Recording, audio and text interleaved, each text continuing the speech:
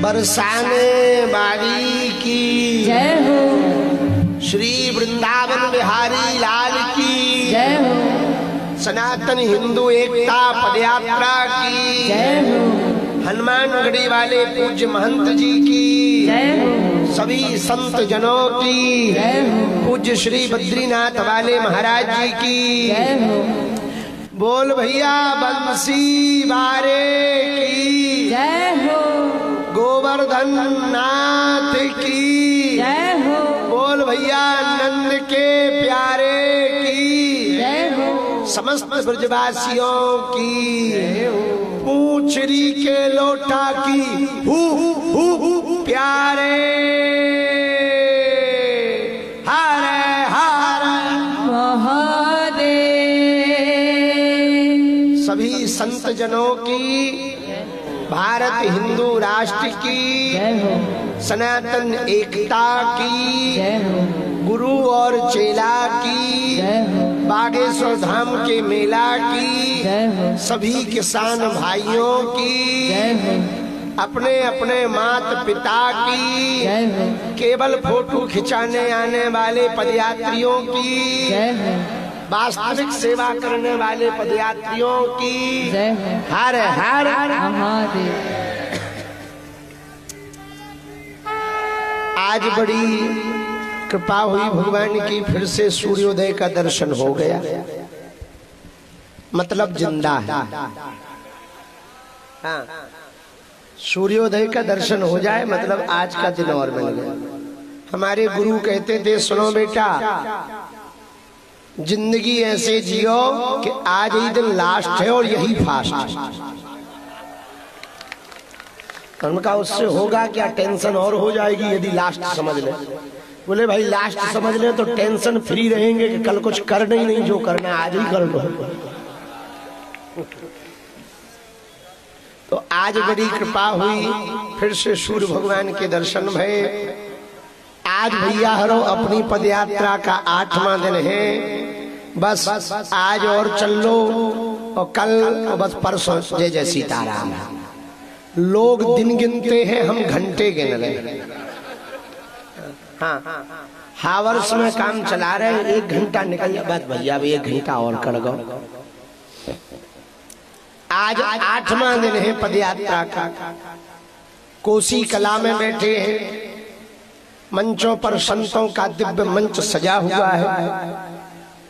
पूज्य बाबा महाराज राधा गोविंद जी मंदिर वाले श्री चेतन दास जी, राधा माधव मंदिर वाले पूज्य श्री चेतन दास जी महाराज जी, उनके श्री चरणों को दंडवत प्रणाम। श्री दाऊ जी वाले महाराज जी भी विराजमान है। पूज्य श्री मलुपीठ वाले महाराज जी भी विराजमान है। हनुमानगढ़ी वाले पूज्य श्री महंत राजू दास जी महाराज जी, उनके भी श्री चरणों को, आप सभी के श्री चरणों को दंडवत प्रणाम।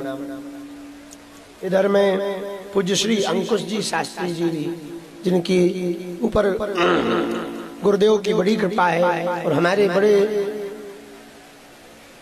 श्रद्धा पूर्वक जिनके प्रति दास की हमेशा निष्ठा रही, ऐसे पूज्य श्री गोलोकवासी राजेश्वरानंद श्री रामायणी जी, उनके आप कृपा भाज्य हैं।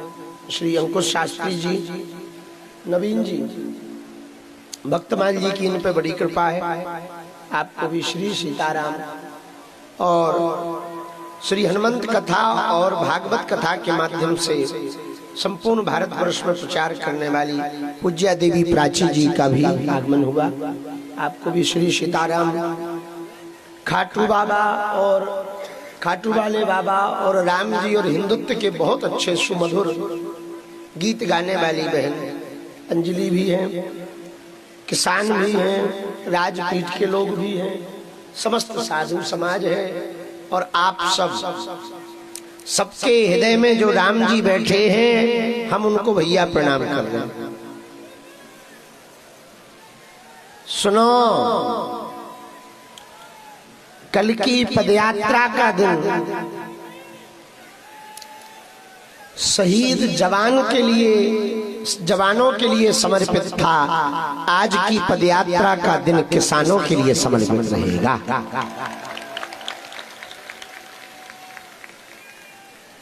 हमारी दृष्टि में भारत के दो ही रियल हीरो हैं। अब आपकी अपनी दृष्टि हो सकती है। दिलावर जी, श्री मदन दिलावर जी, सुनो।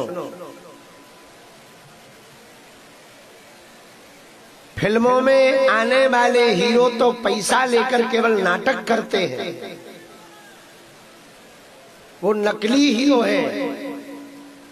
असली हीरो दो हैं, सरहद पर खड़ा जवान और खेत में खड़ा किसान।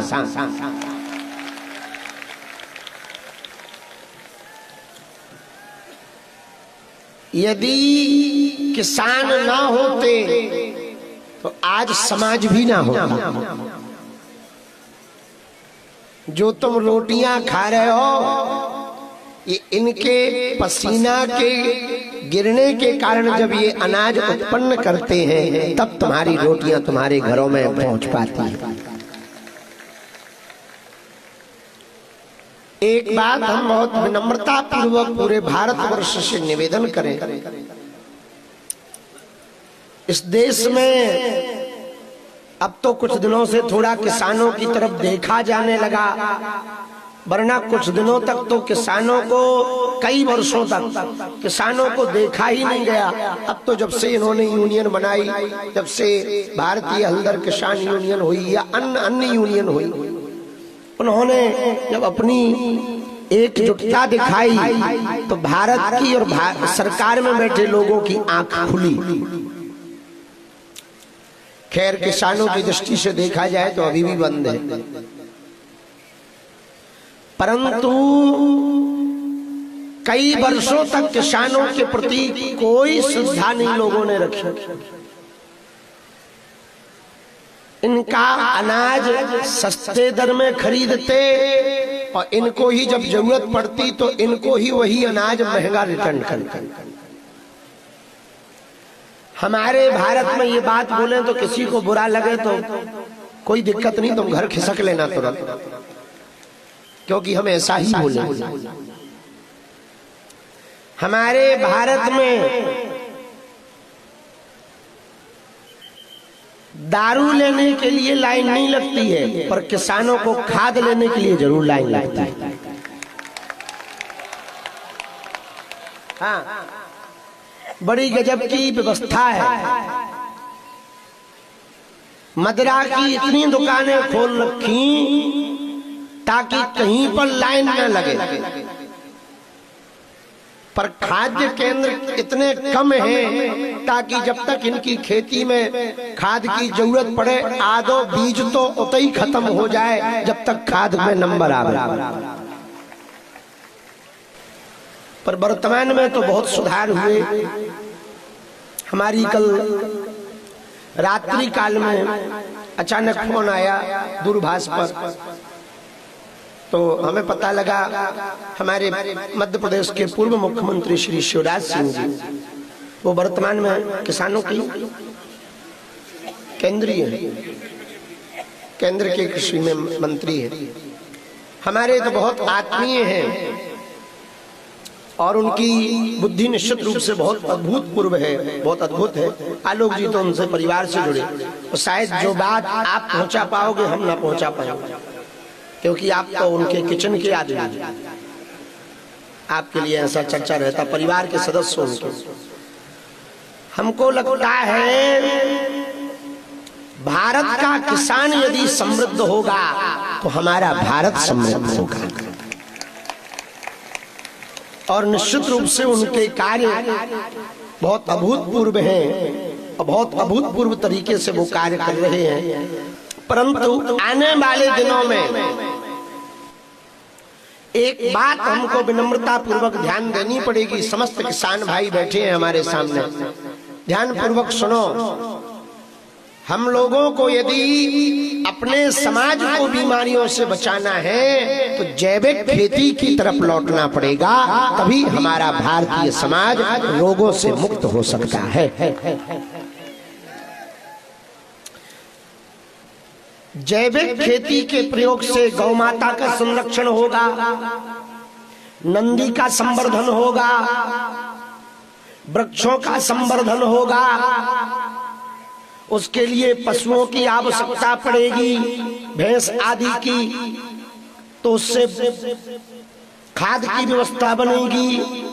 शुद्ध खाद बनने से जो बीज अंकुरित होगा वो जहरीला विनाशकारी दवाओं की, कीटनाशक दवाओं से मुक्त होगा। उस बीज अंकुरित से जो बीज हुए उत्पन्न, उस बीज से जो भी अन्न उपज होगी उसे जब समाज में, भारत में पहुंचाया जाएगा तो वो शुद्ध होगा। उससे बनने वाली रोटियां जो पाएगा वो भी शुद्ध होगी, तो बीमारियां भी कम आएंगी। खेती से अनेक लाभ हुआ करते थे। प्रायः जब से इंस्ट्रूमेंट आ गए तब से खेती की परंपरा बहुत विचित्र तरीके की हो गई है। पहले नहीं तो बैल की जरूरत पड़ती थी, गाय की जरूरत पड़ती थी, मेड़ पे रोपने के लिए पेड़ की जरूरत पड़ती थी। कोई पेड़ ना सही तो बेरी का पेड़ लगा देते थे। एक बात हम विनम्रता पूर्वक कहना चाह रहे हैं पूरे भारतवर्ष से, आप संत और ग्रंथ के प्रति तो श्रद्धा रखते हो, भारत माता, गाय माता, गंगा माता के प्रति तो आप श्रद्धा रखते ही हो। दो लोगों को यदि आप अपना रियल हीरो मान लोगे तो निश्चित रूप से समाज बहुत बदल जाएगा। एक भारतीय आर्मी के जवान को और दूसरा खेतों के किसान। हमने आर्मी के प्रति देखा है कि जितनी 15 अगस्त 26 जनवरी को श्रद्धा निकलती है, बाद में उतनी होती नहीं है।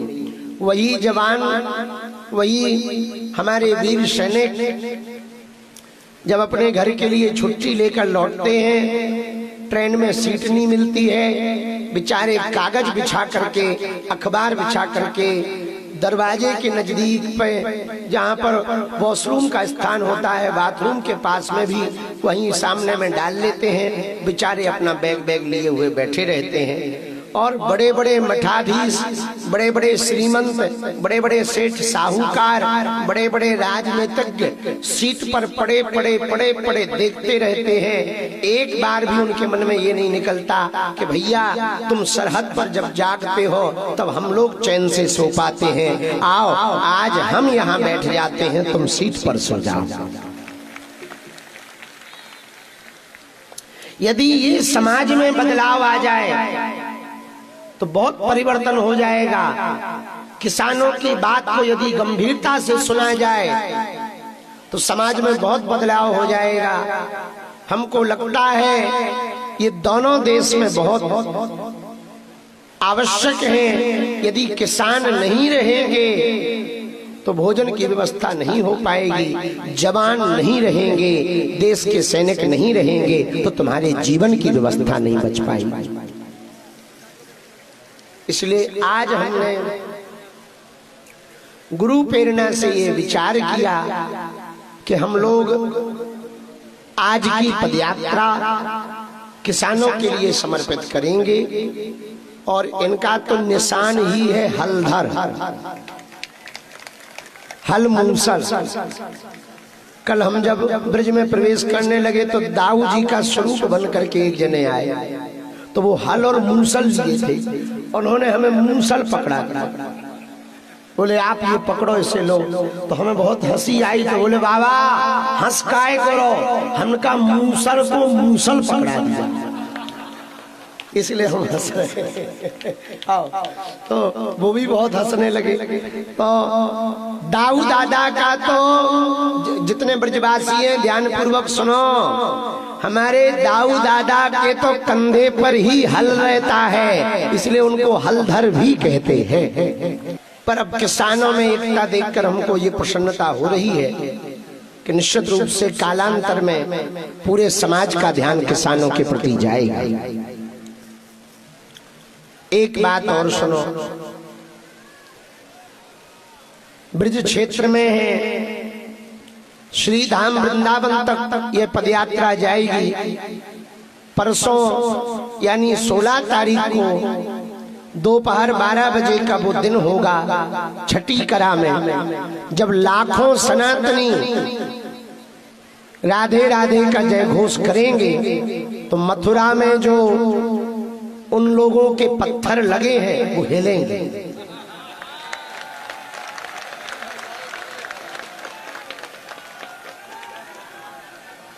आवाज की गूंज से हिलेंगे, आदमी नहीं जाएंगे, क्योंकि कानून हम लोगों को अपने हाथ में नहीं लेना है। कोर्ट का इंतजार कर रहे हैं कि वो कब ऑर्डर आदेश दे कि हाँ अब आप मंदिर बना सकते हो। मंदिर तो बनेगा ही, लेकिन 16 तारीख को वो ऐतिहासिक दिन होगा जब संपूर्ण हिंदू समाज और संपूर्ण ब्रजवासी 12 बजे परसों छठी कला में जोर से जय घोष लगाएंगे, राधे। और उसी दिन ये प्रण लिया जाएगा कि हम सभी ब्रजवासी पूरे ब्रज क्षेत्र को इतने दिनों में मांस मदिरा मुक्त करेंगे।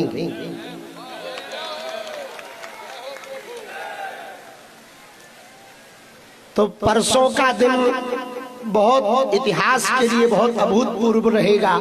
कौन कौन 16 तारीख को कोसी से आ रहा है?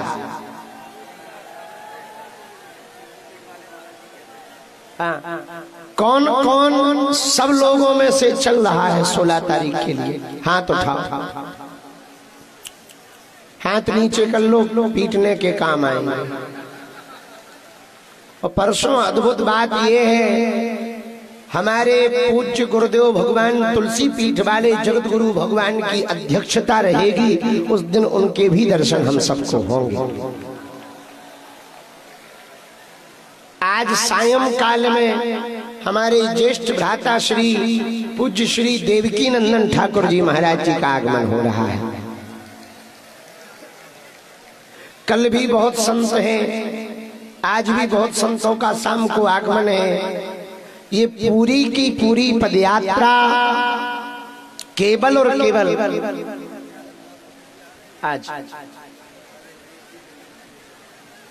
आज श्री राम कथा के मर्मज्ञ हमारे अति प्रिय भ्रातृ प्रेम हैं, जिनके प्रति पूज्य श्री चिन्मयानंद बापू जी भी आ रहे हैं।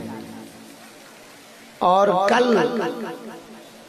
कौन कौन आ रहा है ये शाम को बताएंगे। भाई अभी बता दोगे तो तुम भूल जाओगे, तो मैं कौन सा लिस्ट बनाना। हाँ, तो शाम को बताएंगे कौन कौन कल आ रहा है। सुनो ब्रजवासियों, ओ कोसी वालों, क्या 2000 वाला जैसा दंगा फिर से देखना है? क्या फिर से हिंदुओं को पिटना है? नहीं पिटना, वैसा फिर से नहीं देखना है। एक उपाय है। पूछो क्या? अरे जोर से तो पूछो। तुम एक हो जाओ।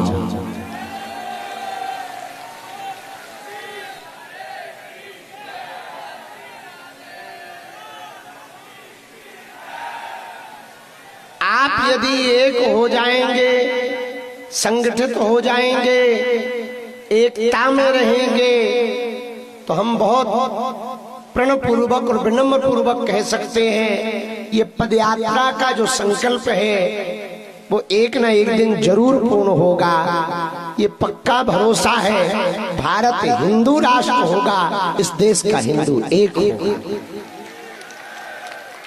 क्योंकि जिन्हें ब्रजवासी आशीर्वाद दे दें पर उनको कोई बाल बांका नहीं कर सकता।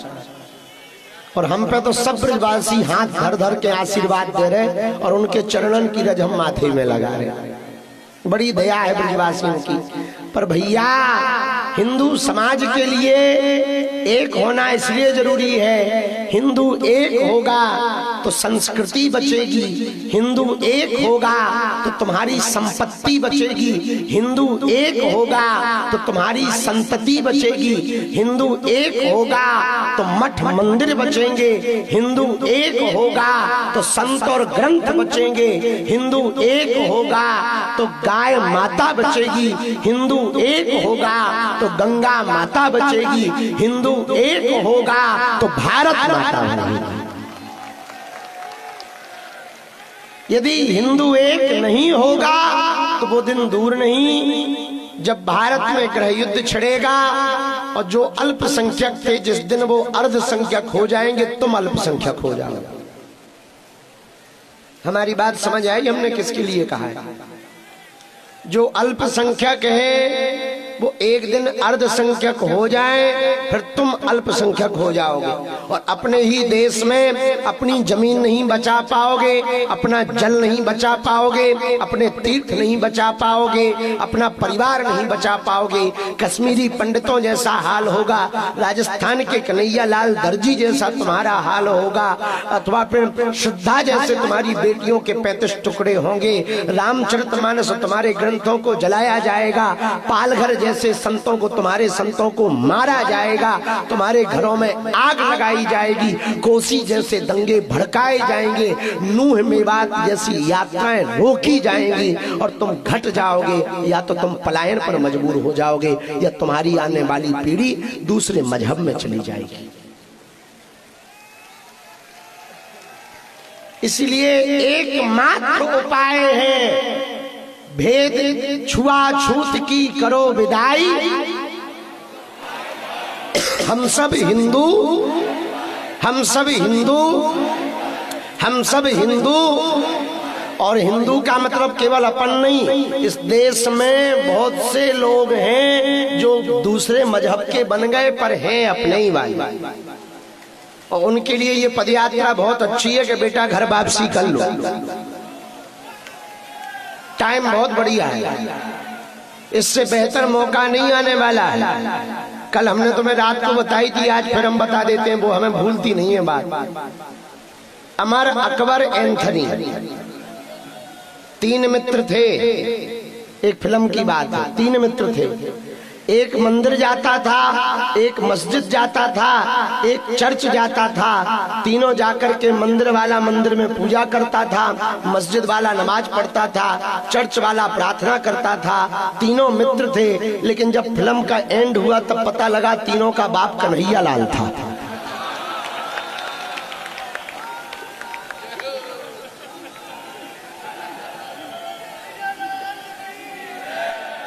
बात समझ आ गई?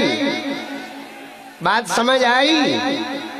ये वाली बात उन्हें बता देना कि ज्यादा हो तो प्रयागराज जाकर के अपना पोथी पत्रा खुलवा लो, पता लगे 8वीं 9वीं पीढ़ी पे तुम्हारे भी दादा परदादा घनश्याम दास दिखे।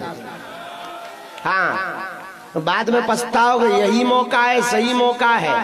कायदे में रहोगे तो फायदे में रहोगे, वरना ठटरी वार दी जाएगी। और एक बात और सुनो, आज की पदयात्रा के प्रारंभ में जिन्हें भारत से दिक्कत हो, जिन्हें वंदे मातरम बोलने से दिक्कत हो, जिन्हें राम नाम से दिक्कत हो, जिन्हें पदयात्रा से दिक्कत हो, लाहौर की टिकट बेटा तुम जल्दी कटवा लेना। हाँ, और तुम पे पैसा ना हो तो हम दूसरों से कर्जा चाहे ले लेंगे, पर बेटा तुम्हारी टिकट जरूर देंगे। हाँ, यदि तुम्हें जिसे जो राम का नहीं वो किसी, जो राम का नहीं वो किसी, जो राम का नहीं वो किसी। और हम भैया मुसलमानों के विरोधी नहीं है, ये भी सुन लो, हम उनके विरोधी हैं जो राम और राष्ट्र का नहीं हो सकता, वो अपने बाप का नहीं हो सकता। और हिंदुओं में भी हम कहेंगे तुम सुनो, खाते राम की हो, खाते भारत का हो, गाते तुम उन लोगों की हो, वो तुम्हारे अंकल लगते हैं क्या?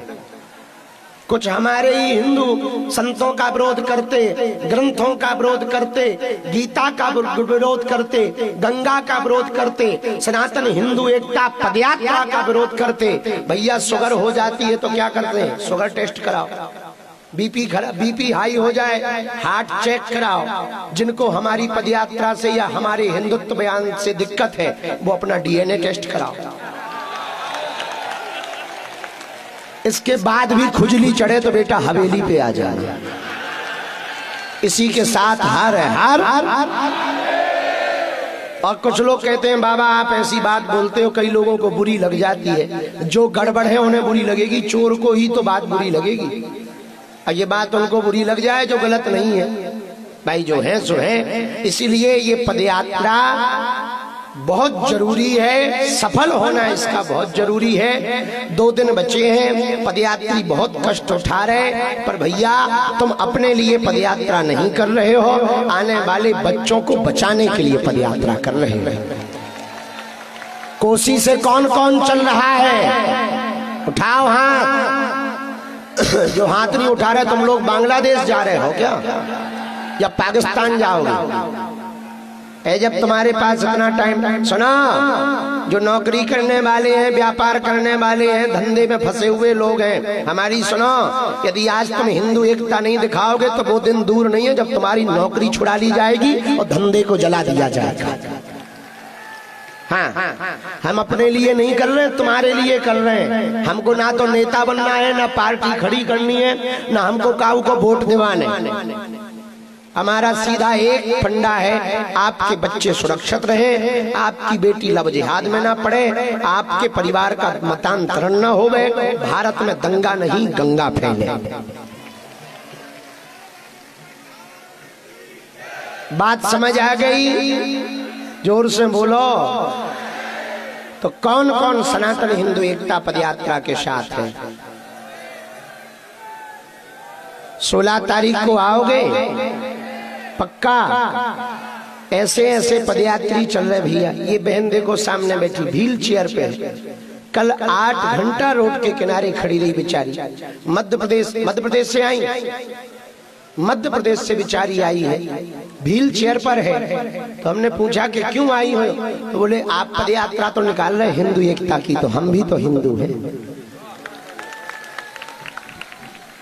ऐसी श्रद्धा है भैया, ऐसी निष्ठा है, ऐसी पदयात्रा में देखने को मिलता, पूछो मत। और इतना पागलपन है, कुछ लोग तो ट्रांसफार्मा पे ही चढ़ जाते हैं। हमने ये पहली बार जिंदगी में देखा है हिंदू एकता। और ये ट्रांसफार्मा पे चढ़ के हिंदू एकता कैसे होती हमें आज तक पता ना चला। हाँ, नन्हे वाह, शाहजहांपुर ये बात बोल ली। अच्छा, एक हमको सूचना हमसे जबरदस्ती बुलवाई जा रही, हमारे मुंह से शोभा नहीं देगी, पर वो आवश्यकता है समिति की। बहुत लोग गद्दा कंबल लेकर घर जा रहे हैं, उनसे प्रार्थना है समिति का कि जमा करके जाएं, नहीं तो अगले वाले पड़ाव पर ठंड में मरना पड़ेगा। इसलिए जो घर लेके जा रहे हैं भैया, बड़ी मुश्किल से हमने 10,000 गद्दे मंगवाए थे, जैसे हमने खरीदे थे हम जाना। हाँ, और जितना कर्जा हमारे ऊपर ही पदयात्रा में होगा वो हम जाना। वो तो बड़ी कृपा हो गए गौरी गोपाल आश्रम वाले महाराज जी की, उनने भंडारा को बोझ अपने ऊपर ले लो तो हमारा तनक सो बोझ घट घट घट घट। नहीं तो हमें लगत तो कि यही पदयात्रा में हमारी किडनी लीवर बिक जाने। हाँ, कितने? 25,000। हाँ क्षमा करो, 25,000 गद्दे, 25,000 गद्दे में बता रहे आज के फिर से खल्लास है। सो पदयात्रा का ये सूचना हमने नहीं दी है, पर हमारी समिति ने हमसे कहलवाया है, सो हमने कही है। इसलिए आज का पहला पड़ाव बताओ, यहाँ से 7 किलोमीटर 8 किलोमीटर दूर बैकमेट फैक्ट्री के सामने दोपहर का भोजन पाएंगे। शाम को हम लोग छाता पहुंचेंगे, गुप्ता छाता में है ना, गुप्ता रेजिडेंसी छाता में पहुंचेंगे। 8वें दिन का विश्राम वहीं पर करेंगे और शाम होने के पहले पहुंचेंगे। इसलिए थोड़ा तेज गति के साथ चलेंगे, लेट तो हो ही गए, गति थोड़ा बढ़ाएंगे। शाम को वही सभा में अपनी बात बोलेंगे। बीच में हर 2 किलोमीटर पर छोटी छोटी चौपाल लगाएंगे। आज किसानों के साथ बैठक होगी, किसानों के साथ बैठकर हम भोजन करेंगे।